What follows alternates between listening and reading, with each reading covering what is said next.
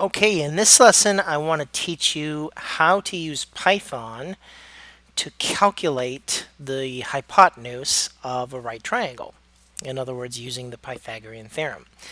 Because remember, in your project, what you're trying to do is you're trying to create a function where you can input two of the legs of a right triangle, and then the function will compute for you the length of the hypotenuse.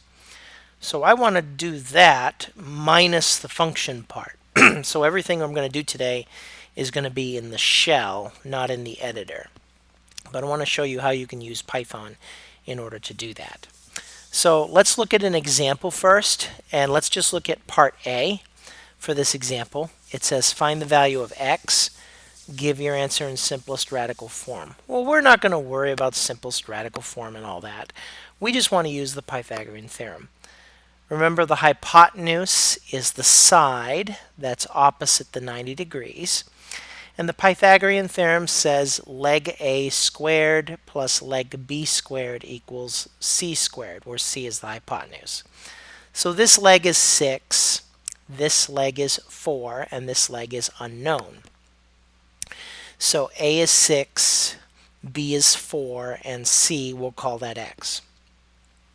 6 squared plus 4 squared equals x squared.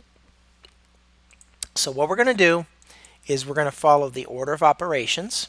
And the order of operations say, first we square the 6, then we square the 4, then we're going to add those two values together, and then we're going to take the square root to find out the hypotenuse. Now 6 squared is 36, 4 squared is 16. 36 plus 16 is the number 52. So 52 is the square of x. In other words, that means that x times x is 52. So to figure out what x is, we have to take the square root of 52.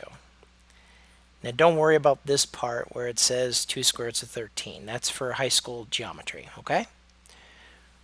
Our answer is going to be a decimal answer, so it'll calculate the square root of 52. Which will be about 7 point something. Okay? Alright, so let's show you now how you can do this in Python. Let's close everything out here. I'm going to open up my terminal. You're just going to go to idle like you normally do. On my computer, I have to type in idle. There we go. Alright, well, first thing I want to do is I want to import the math class. So import math. Now I have all my access to my math functions, particularly the square root. So for example, if I wanted to take the square root of 2, I would type math.sqrt and I'd put 2 inside parentheses, and there's the square root of 2. Okay, well, the Pythagorean theorem, I'm going to let A equal 6, I'm going to let B equal 4, and instead of x, I'm just going to use C. So the way this works is I'm first going to calculate a squared. So a squared would be like this with 2 asterisks. So there's a squared. So what would b squared be? B, 2 asterisks, and then a 2, and there it is. So okay, what's a squared plus b squared?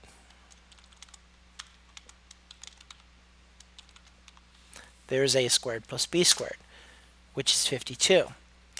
So the way that I take the square root of this, I'm going to say C equals math.sqrt a squared plus b squared.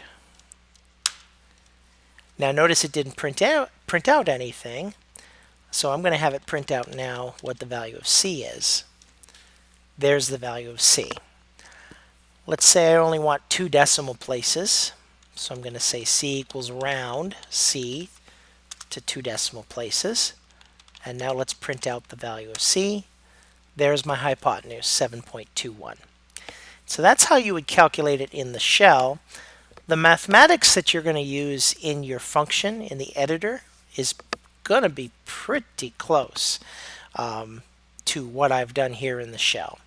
But remember, you have to import the math class for this to work. And you're going to have to use the math.square root function, and you're going to have to know how to square a value. using the double asterisks. Hope this was helpful. God bless you, wherever you are today.